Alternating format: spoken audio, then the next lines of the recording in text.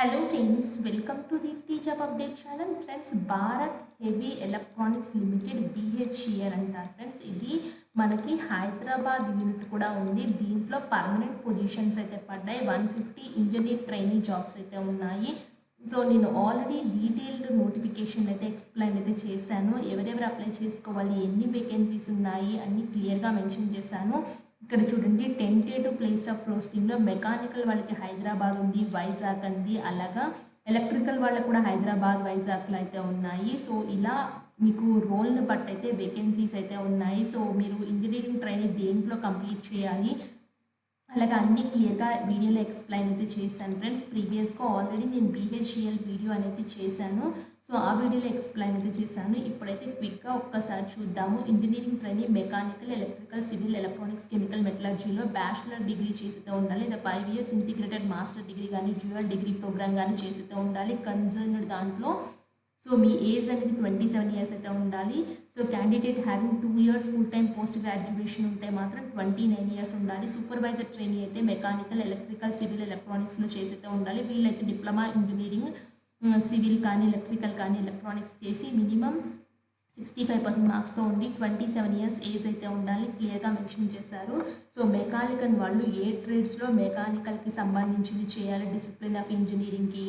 అలాగే ఎలక్ట్రికల్ వాళ్ళు ఏ ట్రేడ్లో ఎలక్ట్రికల్ చేయాలి, ఎలక్ట్రానిక్స్ వాళ్ళు ఎందులో ఎలక్ట్రానిక్స్, సివిల్ వాళ్ళు ఎందులో చేయాలి, కెమికల్ వాళ్ళు ఎందులో చేయాలి, మెటలర్జీ వాళ్ళు ఎందులో చేయాలి ఇచ్చారు. సో ఆల్రెడీ డీటెయిల్గా ఎక్స్ప్లెయిన్ చేశానని చెప్పాను కదా. లింక్ అనేది డిస్క్రిప్షన్ బాక్స్లో ఇస్తాను. మన ఛానల్లో చాలా వీడియోస్ ఉన్నాయి, చెక్ చేయండి. అండ్ ఈ జాబ్స్ అనేది చాలా మంచి జాబ్స్ ఫ్రెండ్స్. వెంటనే అప్లై చేసుకోండి. షార్ట్స్ రూపంలో కూడా ఏమైనా ఇంపార్టెంట్ అప్డేట్స్ ఉంటే వెంటనే తెలియజేస్తూ ఉంటాము ఫ్రెండ్స్. ఇప్పుడైతే వచ్చేసి ఈ వీడియోలో అప్లికేషన్ ప్రాసెస్ గురించి అయితే చెప్పబోతున్నాను. ఎలా అప్లై చేయాలి ఈ వీడియోస్కి అని చెప్పేసి. అండ్ ఇక్కడ చూడండి, అప్లికేషన్ లింక్ అయితే వెళ్ళాను. సో ఇన్స్ట్రక్షన్స్ అయితే ఇది కావాలంటే ఇది క్లిక్ చేసుకోండి. ఆల్రెడీ రిజిస్టర్డ్ ఉంటే మాత్రం ఇది క్లిక్ చేయండి. మీరు ఫ్రెష్గా ఇప్పుడే చేసుకుంటే రిజిస్టర్ అయితే క్లిక్ చేయండి. అండ్ దీనికి లాస్ట్ డేట్ 28/2/2025 మాత్రమే ఉంది.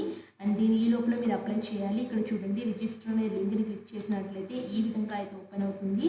సో రిజిస్ట్రేషన్ అయితే ఫస్ట్ మీ పోస్ట్ మీ నేమ్ ఏంటో, ఫస్ట్ మీరు ఏ పోస్ట్కి అప్లై చేస్తున్నారు, ఇంజనీరింగ్ ట్రైనింగ్, మెకానికల్, అది మీ పోస్ట్ కూడా, advertisement number, candidate applicant full name అయితే ఇక్కడ మెన్షన్ చేయండి. ఇక్కడ mobile number, confirm mobile number, alternate mobile number, email address, confirm email address చేసి జనరేట్ OTP అయితే క్లిక్ చేసి ఐ అగ్రీ దగ్గర టిక్ బాక్స్లో టిక్ కొట్టి ఇక్కడ క్యాప్చర్ ఎంటర్ చేసి వెరిఫై అయితే చేసుకోండి ఫ్రెండ్స్. నెక్స్ట్ అయితే వచ్చేసి ఇక్కడ టిక్ బాక్స్లో అయితే టిక్ కొట్టండి. సో అంటే ఇక్కడ అన్నీ నేను చెక్ చేసుకున్నాను దాని అర్థం ఫ్రెండ్స్. తర్వాత సబ్మిట్ అయితే క్లిక్ చేయండి. సబ్మిట్ క్లిక్ చేసినైతే ఇలా కిందకైతే రండి. ఐ అగ్రీ దగ్గర టిక్ బాక్స్లో టిక్ కొట్టి ఓకే అయితే క్లిక్ చేయండి.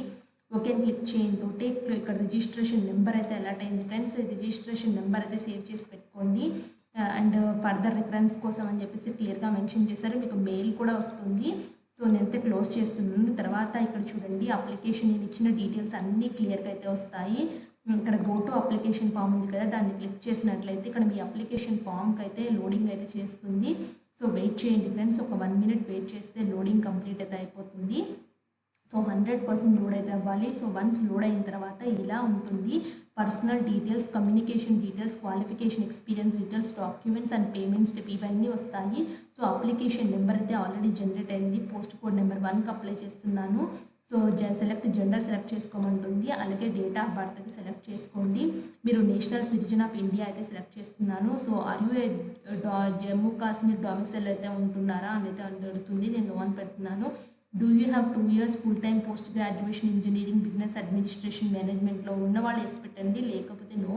మీ కేటగిరీ యొక్క రిజర్వేషన్ ఏంటో మెన్షన్ చేయండి. పర్సనల్ డీటెయిల్స్లో మీ marital status, religion, phone number, mother name, father name అన్నీ వస్తాయి. టెస్ట్ సిటీ ప్రిఫరెన్సెస్ అయితే వచ్చేసి 5 టెస్ట్ సిటీ నేమ్స్ అయితే ఇవ్వాల్సి అయితే ఉంటుంది ఫ్రెండ్స్. నేనైతే రాజమండ్రి అయితే ఇస్తున్నాను. నెక్స్ట్ అయితే వచ్చేసి మన తెలుగు స్టేట్స్లో ఉన్నదైతే ఇస్తాను. తిరుపతి ఇస్తున్నాను.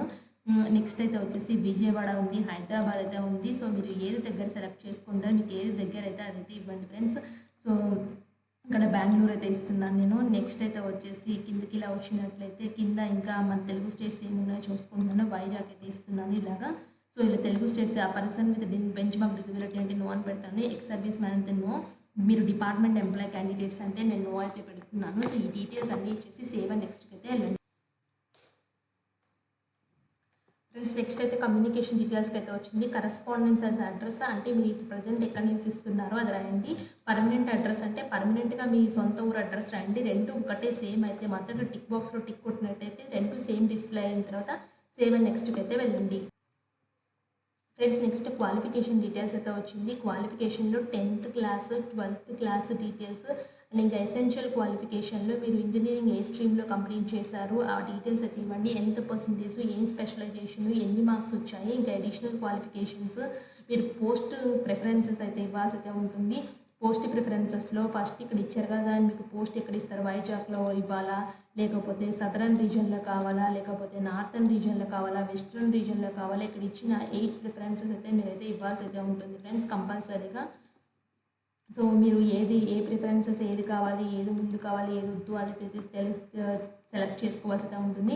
ఇంటర్వ్యూ ప్రిఫరెన్సెస్ డీటెయిల్స్ అయితే వచ్చేసి ఇంటర్వ్యూ అనేది మీరు ఎలా ఉండాలి, నార్త్ బేస్డ్ లొకేషన్లో ఉండాలా, సౌత్ బేస్డ్ లొకేషన్లో ఇంటర్వ్యూ ఇస్తారా అదైతే ఇవ్వండి. అలాగే మీ ఎక్స్పీరియన్స్ డీటెయిల్స్, సో మీకు ప్రీవియస్గా ఏమైనా ఎక్స్పీరియన్స్ ఉంటే వాటిని తప్పకుండా మెన్షన్ చేయండి. సో ఎక్స్పీరియన్స్ మెన్షన్ చేసినట్లయితే యాడెడ్ అడ్వాంటేజ్ అయితే ఉంటుంది.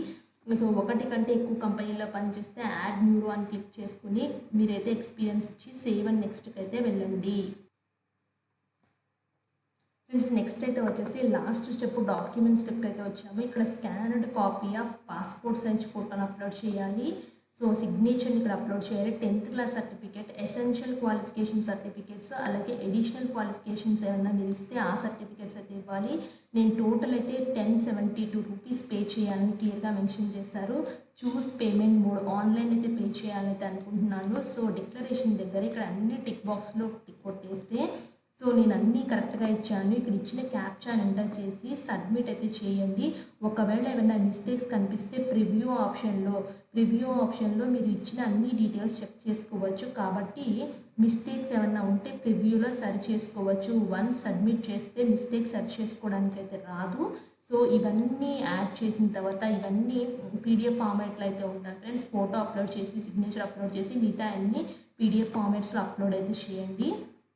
సో అప్లోడ్ చేసిన తర్వాత నెక్స్ట్ ఏంటంటే ఈ డీటెయిల్స్ అన్నీ ఇచ్చేసి ఇక్కడ సబ్మిట్ చేసినట్లయితే మిమ్మల్ని పేమెంట్ గేట్వేకి అయితే తీసుకెళ్తుంది.